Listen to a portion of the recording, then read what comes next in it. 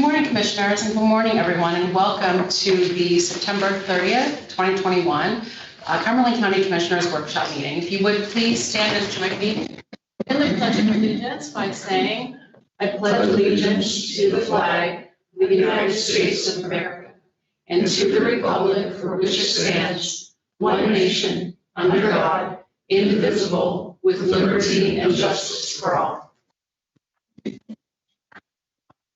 Thank you. I call this meeting to order at 9 a.m. and at this time I open up the floor to public comments. Okay, hearing none and seeing none, we'll move on then to agenda item number 3. I'll call on Jamie Keener to discuss a letter of support regarding the comprehensive economic development strategy. Jamie? Good morning. I think in your packet there is a letter regarding support of county commissioners for the Certified Economic Development Strategy. The PREP region, which is an 8-county, actually it's a SEDS region, it's an 8-county region that includes Adams, Berks, Cumberland, Dauphin, Franklin, Lancaster, Lebanon, and York counties. We are the only region in the state that currently does not have a Certified Economic Development Strategy. Our last one was 2017. So what that strategy does, and I provided a one-sheeter that gives you sort of an outline of the strategy and the benefits of it. Really helps us to access federal dollars, federal and state dollars by having that SEDS plan. Again, we're working on behalf of all of the counties. Jesse McCree is sort of taking the lead on this one because workforce is such an immediate need. So he's been working on drafting the outline of the SEDS and is going to lead. We're looking to hire a consultant to be able to put the SEDS plan together. There has been a task force of our PREP partners that have been working on this for probably 6 to 8 months now, trying to identify exactly what that scope would look like. But I think out of that came the identification that workforce really was the immediate need, and that would be where the focus would lie. We've been asked, and I'll give you a little update here, the budget is about $220,000 for the SEDS. The budget includes funding coming from DCED in the amount of about $52,000. Coming out of the PREP budget, 21-22 PREP budget would be roughly $38,000. Regional partners such as Mantech, the small business development centers and so forth, about $30,000. University partners would be about $10,000. And then they have budgeted the counties to put in $90,000. So of those 8 counties, I have, on behalf of Katie, said that we would commit to $10,000. Again, hoping that we would address that in the 2022 budget. So preliminary indication that we would support in the amount of $10,000. So again, that would get us to the $220,000 budget. Again, this is an important document for us to be able to access federal dollars to continue to address workforce needs. It can also address transportation needs, broadband development, and again, I said transportation planning and funding advocacy for the region, so larger regional projects. So it does not preclude the local planning that is done on behalf of each of the county, but it is a broader, larger funding opportunity that this SEDS plan will help us to pursue. So what we're asking for today is just the letter of support that would go with our application to the EDA. Question? And if I remember correctly, Perry County is included? They are not included in the SEDS region. Okay. Which region are they in? Well, they're in our PREP region. I'm not sure if they're in the North Central. For workforce development, they are. For workforce development. Yeah, for workforce development. development. Is not. We had Juliet. Yeah, and that's, we were talking about that the other day, but the SEDS region includes Lancaster and Berks.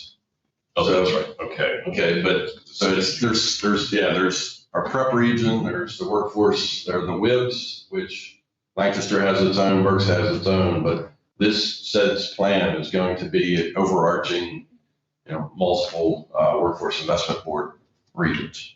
So Lancaster's not gonna have any problem with, No, Lisa Riggs is part of the task force that's been looking at the said update. So since Perry County is not a part of the SEDS group, they would not be included in the work on broadband development?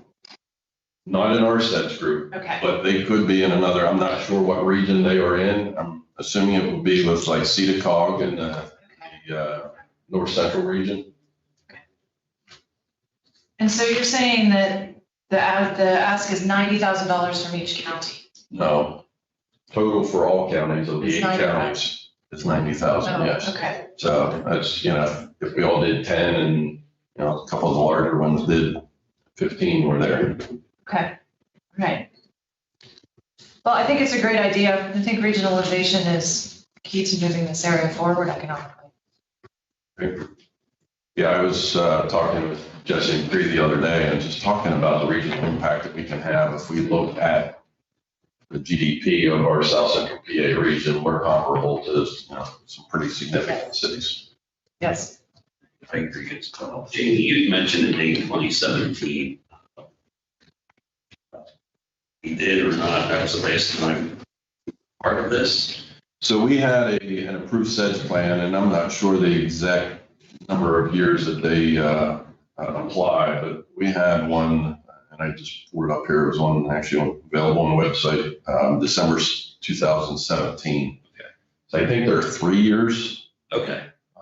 But ours has expired, and the prior SEDS plan actually included the Carlisle revitalization projects.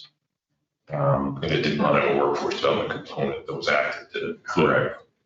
And that's why we're, with workforce the way it is right now, we're wanting to include that as part of our updated sets. It's worth mentioning, because I raised this as part of my discussion about Columbia, that Jesse's very interested in having South Central PA Works implement this, and if they would take the lead, there is going to be that consultant, but they're going to be the lead on it. This is an attempt to get a regional effort underway, and the interesting history of the latest one of this is that Jesse was making a presentation to the local elected officials board of the WIP, and he happened to put this up on the screen in a PowerPoint at almost the same moment that Crystal Quinton, our chair of our K board, was emailing me and saying, "Are we aware of this funding availability, and why aren't we taking advantage of this?" And that actually initiated quite a discussion at the WIP meeting.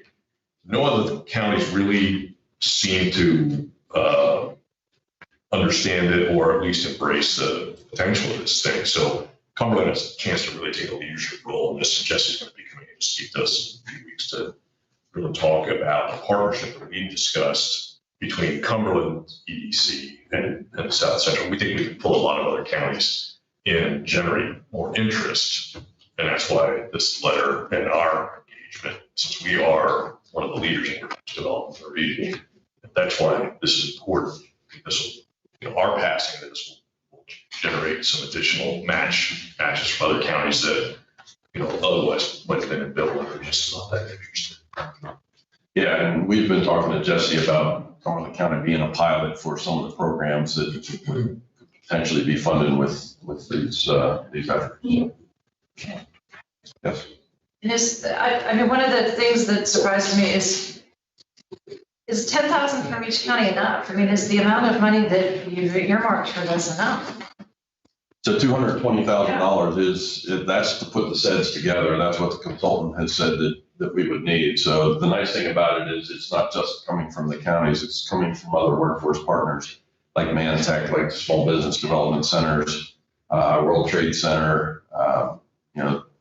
It's nice to be able to spread it around so we all have skin in the game. And is this something then that once we've set this up, and I understand it has a 3-year term, but is it something that we can say that we can prevent from expiring so that we always have something like this in place? Yeah, that's something that the prep group should be making sure that happens, that we don't let it expire. Okay. Absolutely.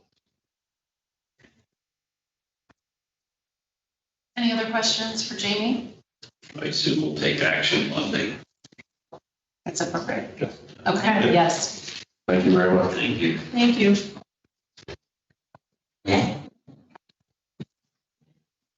All right, moving on then to our next agenda item, that is contracts and grants, and I'll turn everything over to Tammy Hershey. Thank you, Stacy. Agenda item number 4, numeral 1A through C is existing contracts, contract extensions, or addenda with no additional cost or increase to the county for the following: drug and alcohol, MHIDD, and planning. Commissioners, do you have any questions, comments, concerns regarding these agreements? No, thank you. Hearing none, we will move on to agenda item number 4, numeral 2A through H, which consists of new contracts, vendors, services, grants, and contracts with increases or decreases to the county. I'll begin by calling on Jamie Reiber to discuss the contracts for children and youth. Jamie? Commissioners, the first I have is an MOU with Diacon Adoption and Foster Care for Wendy's Wonderful Kids. This is just a program that will allow us to work with them together to find permanency for some of our harder to place children. The next one we have is Bethany Home. This has some pretty significant increases this year. They're actually ranging from 38% to 111% increases. This is kind of what Lisa mentioned when she discussed our budget the other week with you. This is one of the providers that is going to be giving us a specialized setting to comply with Families First. They provide independent living, shelter, and residential services. We don't use them heavily. We had one child there during last fiscal year, and we have one child there currently. They did provide justification for their increases, including increasing costs and salaries, recurring costs associated with their certification and accreditations. They're expanding their recreational and extracurricular activities for their clients. There has been an increase in client food and clothing cost, increase in sanitation and disinfecting services due to the pandemic. Also increasing their campus security due to the Families First Act, and updating their IT department for virtual communications. They have had increases in the past. They're typically 3 to 10%. So this is a significant increase, but they are all now at their state maximum allowable. The next contract is with Valley Youth House Committee. This also has a couple that are higher, but they also are a provider that is becoming accredited for a specialized setting for Families First. They provide independent living, group home, foster, and shelter care services. They did want to increase their one shelter facility 110%. We were able to negotiate them down to a 74% increase, and they are below their state maximum allowable now. And then all of their other rates did increase to the state maximum allowable that the state gave them for this fiscal year. We do not currently have any children in this placement. It is also not a heavily used placement, and we had just 3 there last fiscal year. They're citing their increases due to wages and benefits to retain quality caregivers, and also excessive increases to their medical costs. The last one I have is City Mission Livingstones Incorporated. This is a detention facility that we had to use with JPO because there were no other options available. They are very comparable to other detention facilities, and they're well below their state maximum allowable of 536.16, and they're, I believe, 350 is what they're requesting for their per diem. And again, we don't expect this to be something that we use often. It was just we had a situation and we needed to contract with them. Any questions? I do not. Yeah, I don't follow why there's such a big increase in just 1 year. But I'm also hearing from you that with Bethany and Valley Youth, we infrequently use these facilities. Is that correct? Correct. Bethany and Valley Youth House both are very infrequently used by us, but also their large increases are due to them becoming accredited and certified specialized settings through the Family First program as well. Okay, I missed that part. Thank you. You're welcome. All right. Thank you, Jamie. All right. Next, I will call on Ben Boyer to discuss the contract for CNRC. Ben. Morning, Commissioners. Just one today. It's Sodexo Operations LLC. They manage our food, laundry, and housekeeping services. This is an addendum to change the term of the it's going to a month-to-month contract, and the termination was changed to 30 days without cause. And the estimated cost I've down there is for just 3 months, as we're unsure when the sale will actually take place. Any questions? Thank you, Ben. Thank you. Next, I will call on Bob DeRosa to discuss the contract for the Controller's Office. Is Bob on? I am here. Good morning. Can you hear me? Yes. Okay, thank you. Commissioners, this is the renewal of our biannual contract with Korn Ferry Actuaries to value the county's post-employment health care benefits for purposes of financial reporting. The contract amount decreased from the previous biannual contract. The reason for the decrease, it was $2,000 decrease, was a couple of years ago, there were new accounting standards that were rolled out, and the implementing them and getting them coordinated to allow us to get this reporting done required some additional work. But that hurdle aside for now, we're back to what the contract price was prior to that. Just a brief explanation, since we don't run into this often. Other post-employment benefits that we have to recognize for financial reporting. The only post-employment benefit we offer is we allow county pension plan retirees to be able to purchase county insurance through our insurance carrier, health insurance, at the county's group rate. And because of that, in theory, the county rates are higher because we're covering this different group with different metrics and measurements. And in effect, what that does is causes an implicit subsidy that the county recognizes for financial purposes. That's what this contract does. It gives us the financial amounts that we need to report on our financial statements annually. The county does not fund this. This really is a mechanism for financial reporting as required by the GASB. Any questions? Thank you, Bob. Thank you.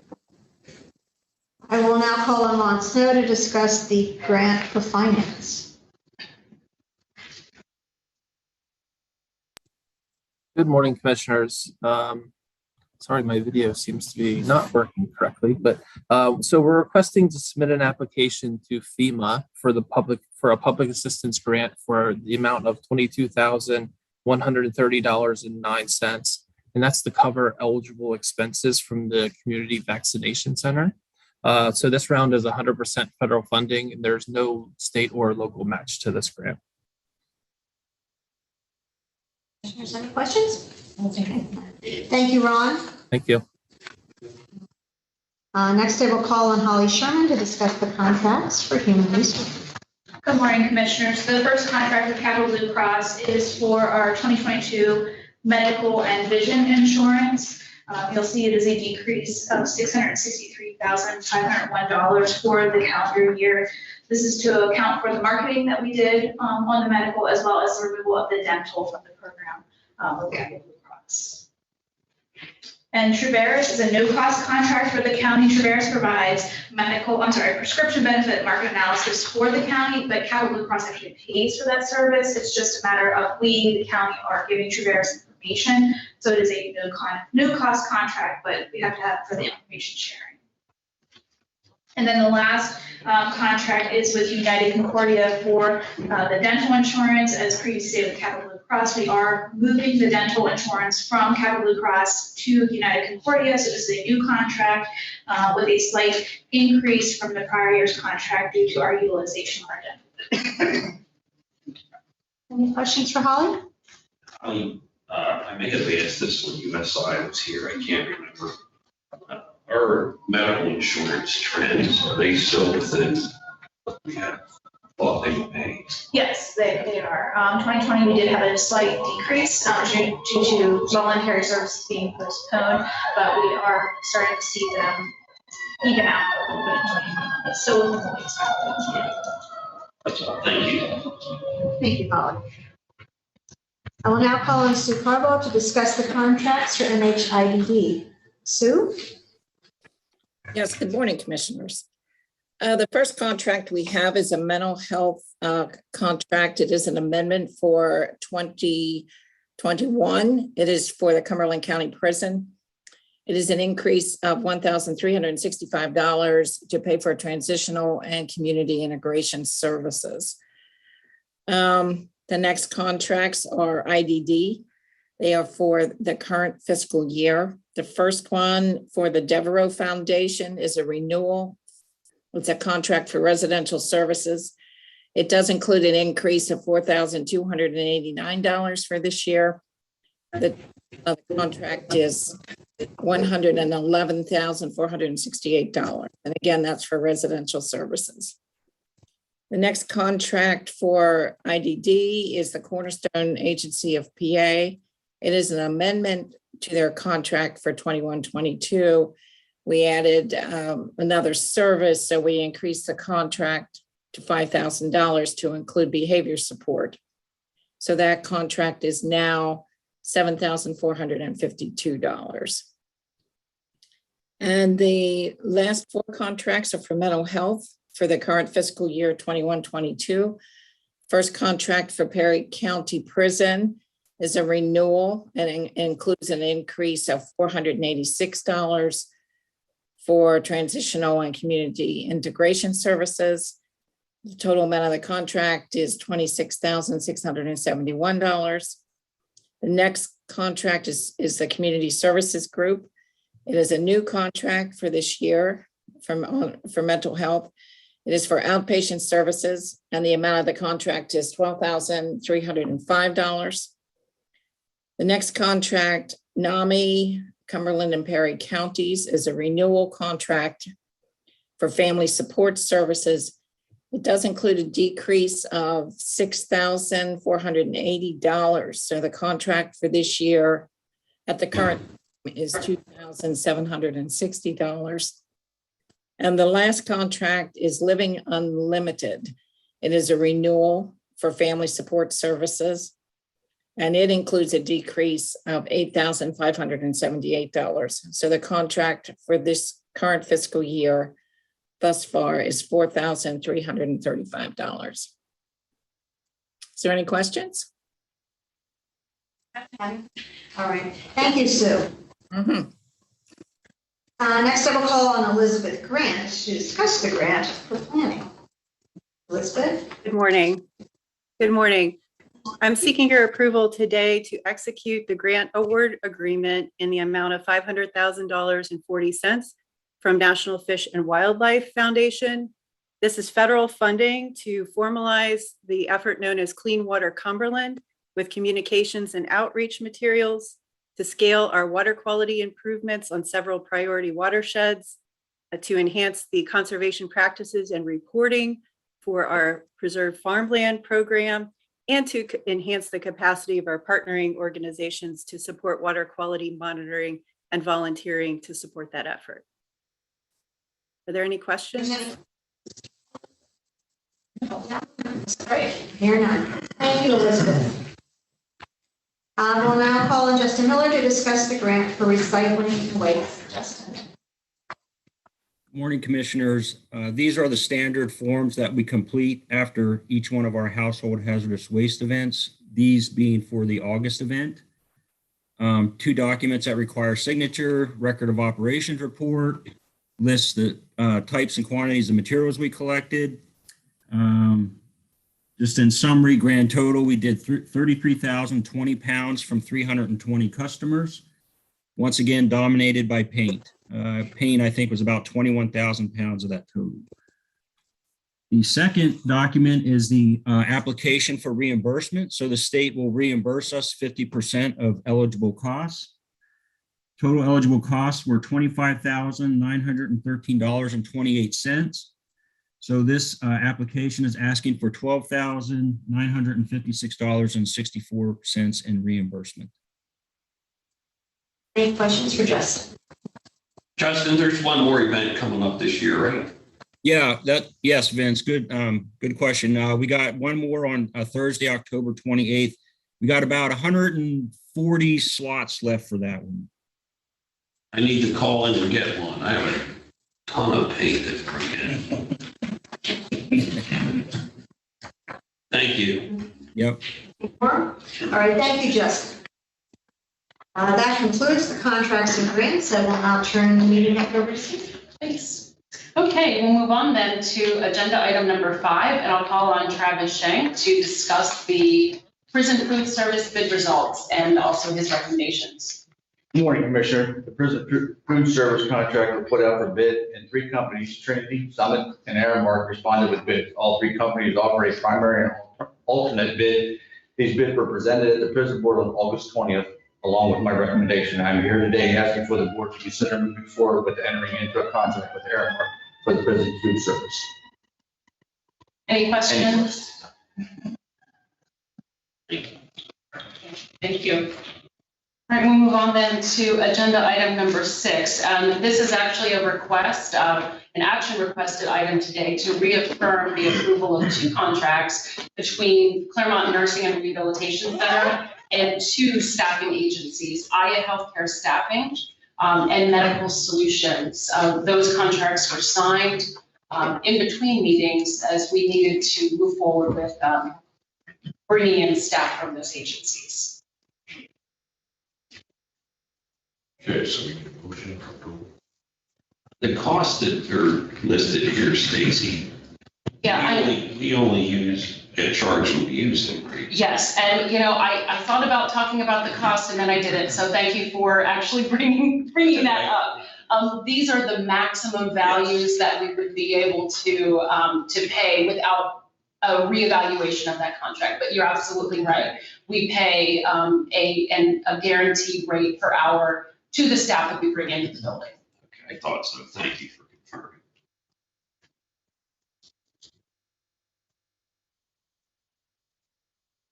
Okay, I'll make a motion then to reaffirm approval of the contracts between CNRC and AYA Healthcare Staffing in the amount of $672,000 its maximum, and Medical Solutions maximum $112,000. Keith, is it okay to get these? Yes. As okay. I second that motion. Okay, it's moved and seconded. Opportunity for questions now on the motion. There's no questions on the motion. Call the vote. All in favor indicate by saying aye. Aye. None opposed. It passes unanimously. All right, thank you. We'll move on then to agenda item number 7. I'll call on Kirk Stoner to discuss the application for the 2021 Transportation Alternative Set-Aside Program on behalf of the West Shore Historical Society. Kirk? Sure. Good morning, Commissioners. If you recall back in July, we had discussed this agenda item. We have a transportation set-aside program through PennDOT that would be eligible to restore historic bridges. As you all recall, we have the Sheepford Road Bridge that we recently closed due to its structural deficiencies. And we're trying to look at the long-term disposition of that. It is a historically significant bridge. And we're looking at options to preserve that. This grant opportunity is one of those. So if you recall back in July, we talked about the options of doing that. We kind of had a 5-point test there that we wanted to look at, and you had authorized staff from Cumberland County and York County did likewise to look into it. The first would be, that if we were going to proceed with this application and be successful with it, that the counties would pay for pre-construction costs of preparing the bridge for rehabilitation. York County would manage that contract as they're the lead on the bridge. And then the West Shore Historical Society would assume ownership of the bridge. Pursuant to that last meeting, West Shore Historical Society did take action. They've agreed to assume ownership of the bridge. That's under, of course, the assumption that we were successful in getting this grant. And with that too, they would agree to long-term maintenance of the bridge, assuming again that we get that grant. And then the future use of the bridge was the fifth point of that test. It would be, everyone would kind of agree to what its usage would be. I think the idea would be that if we do preserve it, that it would have value in being open to pedestrians or whomever would want to use that. So they were kind of the 5 points that we looked at it to staff to investigate and say, if we met these 5 points, then we should submit the application. I believe that we have met those 5 points. York County took action, I believe yesterday, and authorized submission of the application to PennDOT, looking for your recommendation to do that as well. Just submitting an application does not mean that we're guaranteed to get it.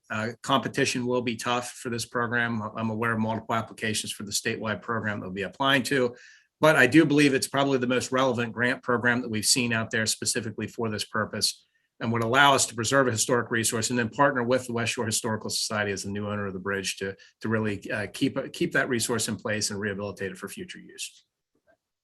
And Kirk, I don't believe I heard you say it. The application is due October 15th, correct? Yeah, it's October 15th. And York County's taking the lead on the application. I know they kind of have a draft ready to go if we all agree on moving it forward. Any questions for Kirk? No. All right, thank you very much, Kirk. Thank you. Moving on to agenda item number 8, it's a capital project request from Port Administration. I'll call on Melissa Cavanelli to discuss both projects. Good morning. The first will be the 3 new steno machines, 2 for existing court reporters and 1 for a new hire. We generally do purchase 2 new machines each year, resulting in a life cycle of about 5 years per machine, which is about how long they're supported by stenograph. So that's that first project. Any questions on that? Okay. The second project request is for the Courtroom 4 AV system. Courtroom 4 has not had any AV upgrades or modifications since the original project in 2008, 2009. This would bring Courtroom 4 in line with all of the other courtrooms and the upgrades that have been associated with those courtrooms. Any questions for Melissa? No. All right, thank you. Thank you. Moving on to agenda item number 9, it's Commissioner's Liaison reports, and I'll start by calling on Commissioner Eichelberger. Okay, just briefly, of course, Justin presented the information regarding the contract for recycling. The authority meeting was canceled for this month on Nhibd. Of course, we handled the contracts today. The program update was presented to the commissioners as part of the Human Services Policy team. So expand on that. The rest of mine is all related to CADIC. Number of issues there. We did have a meeting of the Policy Planning Committee, which is being reconfigured, and that committee, of course, oversees the strategic blueprint as well as government relations, plays a key role. So we are taking actions now on trying to, as part of the reconstitution, of recruiting board and committee candidates, and we're folding that into a larger effort aimed at recruitment of board and committee candidates for the organization on a broader scale. We did do a mailing this past week to the Alliance members and had a pretty successful response rate, very good candidates. So if you are making excellent progress on that, and we have more candidates than positions and quality candidates. So we're trying to repeat that exercise going forward for other committees, as well as put some of these folks on a list for potentially serving on other committees as well. And our goal, of course, is that as we populate these committees, we'll use that as a testing ground to identify our best prospective board members going forward. So we will have some board seat vacancies to fill at the end of the year, and I'm confident we're going to have quality candidates well filled for the commissioners to consider. Also, the considerable amount of work in the last couple of weeks on the SEDS issue that Jane addressed earlier. And I did have occasion to put together a meeting with Crystal Quinton, our board of directors at CAIG, and Jesse McCree, previously mentioned as head of the South Central PA Works. Both of them, some of the brightest people I've had the privilege of working with in this position. So we're going to put them together, generating some fantastic ideas, I believe, in terms of the path forward on the workforce development issue. Very timely issue, of course, with COVID and now availability of state dollars. And Jesse's had a longstanding interest in partnering with county EDCs, and our action in regards to the letter, I believe, is going to be instrumental in generating additional interest with counties. This is something we've been aiming for a long time, so everybody's very excited about this. Jesse will be in a few weeks as well to present to us on the broader effort related to SEDS, but also the partnering with CAIG in general. So the last thing was of course, the organizational assessment is underway at CAIG in terms of the staff, the responsibilities, the structure and processes, and so we can make sure we're making best use of staff there. And that needs to sync up, of course, with the strategic blueprint. So Monica Gould and Strategic Management Consultants is under contract now. They've begun their work. I had an hour-long Zoom Monica this past week, and pretty confident Monica, of course, did excellent work for the county on the library systems 5 or 6 years ago. And it was a very encouraging conversation. I think she really has a good grasp on what we need to accomplish, and I have a lot of confidence in their plan moving forward. Appreciate the opportunity to compare notes on that. So it was very productive, I thought. So that kind of covers everything I have. Thanks. Thank you, Commissioner. Commissioner Bocci. Thank you. So the first thing I have to highlight is in the past 2 weeks, I have had numerous conversations with numerous departments, and the core of what they're telling me, and I think that we all know this, but it's important to highlight it, is that they are working very, very hard, and that there are just not enough people out there in Cumberland County, out there in Pennsylvania, to help with our delivery of mandated human services. So I just want to bring that to the attention of my colleagues. We have wonderful people that work for the county, and they really are working incredibly hard under terribly trying conditions. You know, there are so many open positions for social workers, for people in MHIDD, and they just are not being filled. So that is certainly something that the county is struggling with. And the final item is the Cumberland County Library System. I will remind you to use the library, but they have had some great publicity in the past couple of weeks. They've been on television talking about the book ban. They have been on TV on a couple of other things. So really great work by the library system. And I know that that has been a lifeline for so many people during COVID, including children in Cumberland County that can use their services online to help with homework, online to learn things, or even go to the library and have a Wi-Fi hotspot. So, well done, Carolyn. I heard Carolyn's spot on the radio this morning talking about the importance of not banning books. Yes. And books are a safe place for us to explore like this, as she mentioned in her spot. It was really well done. I would agree. Yeah, Carolyn, Carolyn's passion for libraries shines through. Mm-hmm. She's certainly an asset. Yes. Okay, thank you. Commissioner Liaison. Thanks, Stacy. I have a couple updates. Conservation District met Tuesday evening at West Pennsboro Park. It was a nice event. It was the annual awards deal. And I'd like to announce that the Conservation Educator of the Year, there were 2 of them this year. Winners were Leslie Tritt and Robert Smentana. And the Clean Water Award went to Integrated Development Partners. And I believe the 2 main principals of that company are Mike Kennedy and Jonathan Bowser. Farmer of the Year was Todd Rabert of R&R Farms. Todd is a 7th generation farmer. And last but not least, the 2021 Media Conservation Award was presented to our own Cumberland County Office of Communications. Samantha, Chris, and Ben were all there to receive the award. It was pretty nice to see. Also, I have an update on Aging Advisory Board, particularly the Senior Center updates. Big Spring, their hours have been expanded to full-time now, Monday through Friday, 8 to 3:30. Same with Enola, all is going well there. They're open full-time with no longer any restrictions. Mechanicsburg Place, they continue to be open 5 days a week. Their hours change slightly from 8:30 to 2:30.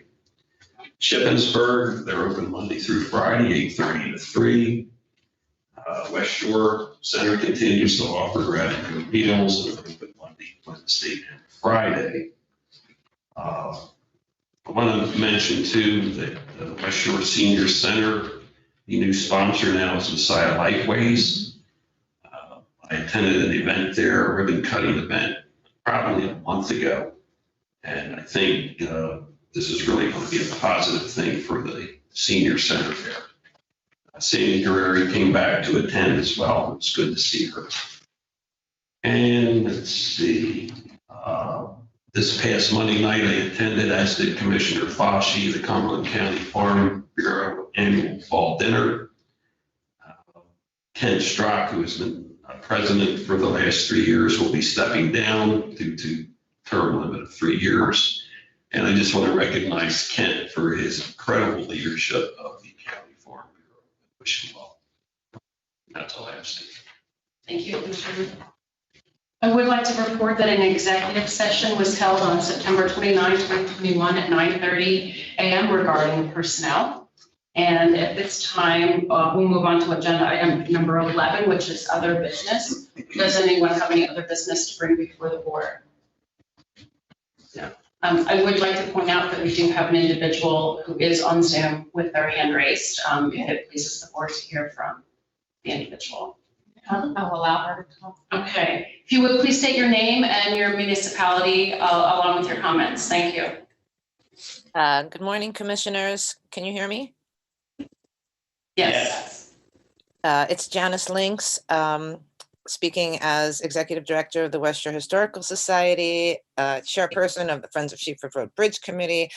And I just wanted to thank you again for your willingness and openness in working with us, the community at large, in hopes of preserving and restoring the Sheepford Road Bridge. We're very excited moving forward, and of course, we'll do whatever we can to ensure success in this project. So just wanted to thank you once again so much. Thank you. Is there any other business to come before the board today? Okay, we are adjourned. Thank you.